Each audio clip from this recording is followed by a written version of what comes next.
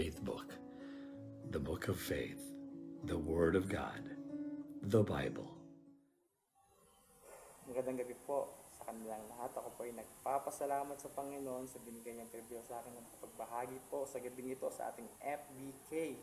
So ang text po na ating ibabahagi po sa gabing ito ay sa aklat po ng Psalms chapter 24 verse 1 and 2. Babasahin ko po. Ang buong daigdig at ang lahat ng naroon, ang may-ari si Yahweh na ating Panginoon, itinayo niya ang daigdig sa ibabaw ng karagatan. Iniligay ang pundasyon sa mga tubig sa kalaliman. So dito, makikita natin dito, pinapakita ng ang Diyos dito na ang Diyos ang siyang nagmamay-ari ng lahat ng nilikha sa mundong ito. So ownership, di lamang ang mga nilikha, pati na rin ang mga nabubuhay dito. So lahat po tayo. So ano ba yung mga may buhay? Tao, tayo, mga ibon, mga isda, mga hayop, mga halaman, mga puno, lahat po yun ay pagmamay-ari ng Diyos. So everything belongs to God. So, kalam po tayo, take charge lang po tayo. So, binigyan lang tayo ng authority ng Diyos para pamunuan, pangasiwaan ang lahat ng bagay dito sa mundong ito.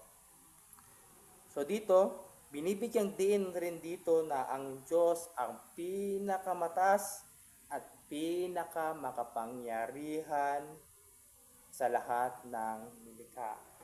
He is the sovereign, He is the Almighty. So, siya po ang pinakamakapangyarihan sa lahat. So, wala na pong higit sa Kanya. Pinapakita na ang Diyos ang nagtatag. So, hindi lamang nagtatag, kundi in order po ang Kanyang mga tinatag. So, kung titignan natin, yung creation, very organized. Tignan nyo yung karagatan, so nasa ibaba. So kung tignan niyo, very organized po na yung kumbaga nasa tamang posisyon o nasa tamang lugar yung kanyang mga ginawa, yung kanyang mga nilikha. Isipin niyo kung ang karagatan nilagay niya sa taas sa sky, so ano pong mangyayari po? So syempre babagsak po 'yun dahil po sa gravity. Kung ang bituin po na nilagay ng Diyos sa first heaven, sa sky, na nakikita natin sa pag tayo ay tumingala, so ano pong mangyayari sa bituin? Ito po ay babagsak dahil po sa gravity. So tingnan niyo po, di ba napaka-organized po na nasa tamang lugar nilagay ng Diyos ang mga bituin sa universe o sa second heaven at sa galaxy kung saan ay walang gravity. Tingnan nyo yung mga planeta na kung saan ay hindi nagbabanggaan. Nasa tamang posisyon sila. Nasa tamang posisyon sila, nasa tamang lugar sila. So napaka-organized po ang creation ng Panginoon. So dahil nakikita natin dito na siya ang namamay-ari ng lahat. So ano ba ang challenge dito? So, ano bang ang hamon dito sa ano ba yung challenge dito sa ating pong pinag-aaralan? So, dahil alam natin na ang Diyos ang magmamay-ari ng lahat ng bagay at mga nabubuhay rito.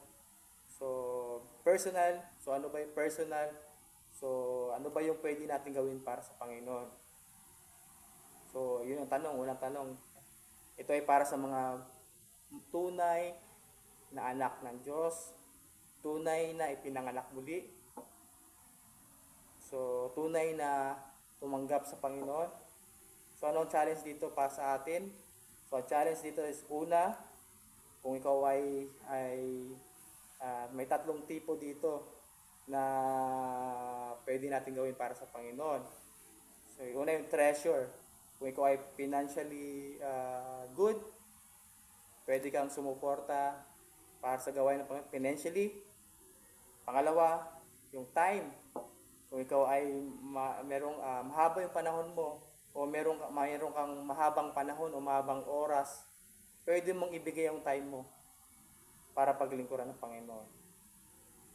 So, talent. So, pwede mong gamitin yon para sa pagpupuri sa Panginoon. So, pwede natin gawin yun. Depende po, di naman lahat financially in the good state. So, hindi naman lahat na mahaba yung time. Hindi naman lahat puro talented. So, may kanya-kanya po tayong pagkatawag sa Panginoon. So nasa orkan po yan. So, hindi po lahat. So, may kanya-kanya po tayong role na ginagampanan po para po sa kalooban at sa kalwalhatian ng ating Panginoon. Hanggang dito na lamang po, and to God be the glory.